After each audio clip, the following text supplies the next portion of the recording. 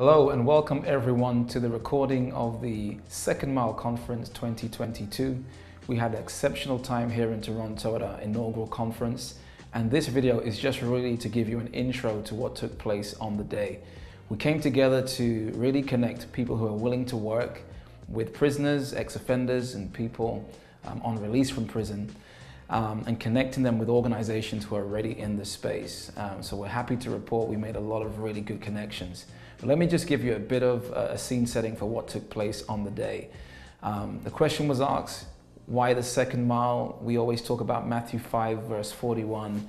Jesus said, if someone forces you to go 1 mile, go 2 miles with them. And we extract the spirit of this to ask believers, Christians, to go out of their way to support people who maybe need that help on their journey from in prison to outside of prison.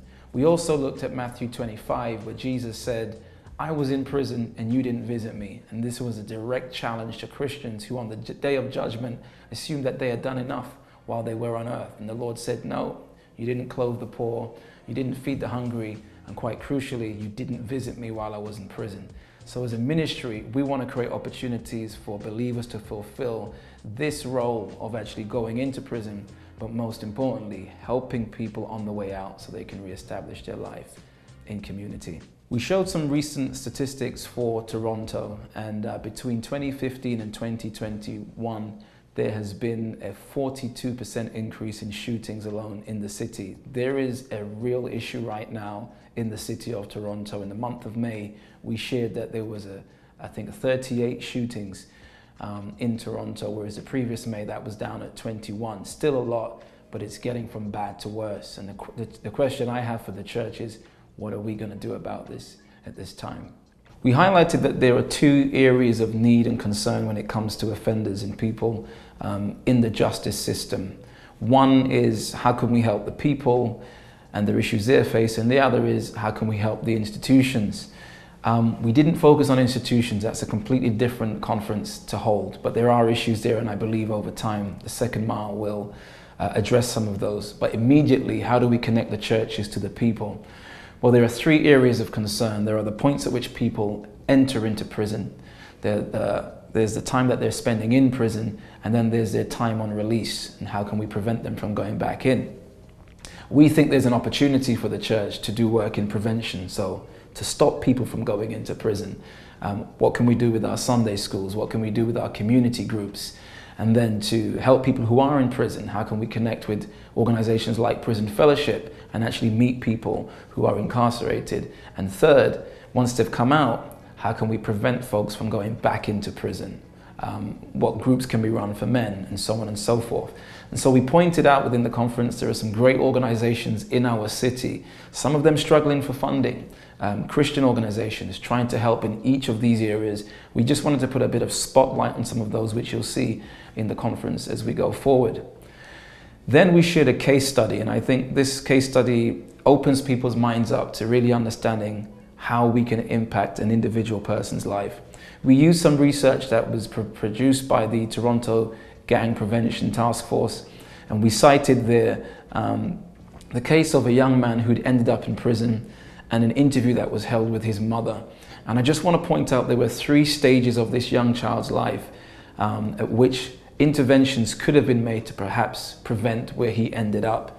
The mother's explanation was that at age 3, this child was uncontrollable. He would always try to get her attention while she was cleaning the house or making the meals. And he got to understand that to get mum's attention, I would have to make lots of noise. Unfortunately, by 5 years old, he's taken this behavior into a classroom, and then he's given an educational assistant, and now he's been labeled. There's a whole nother study called the schools to prison pipeline. And this really shows that how young people who get labeled end up going into the justice system or the prison system. At age 9, this child is running around the house, getting in mum's way. She sends him outside and says, go and play with the kids in the neighborhood. And it's at that age he starts to get groomed and introduced into gang lifestyle. And so we're asking the question for us as churches, what can we do for children at the age of 3? What can we do for children aged 5? What can we do for children aged 9? How could we design Sunday school or even our church support services to support mothers with children, age 3.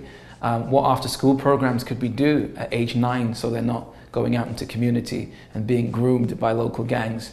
So these are some of the thought-provoking ideas that we put out to the churches and to the people gathered. And I hope these ideas will also give you some inspiration as to how you can get involved, not just in people in prison, but in the big work of prevention. The final thing I'll say is that one of the summaries of that study, which was trying to find out how do you take a young person out of a gang, the conclusion they came to was you can't really get anybody out of a gang. The reasons for which people leave are so varied that there's no one way.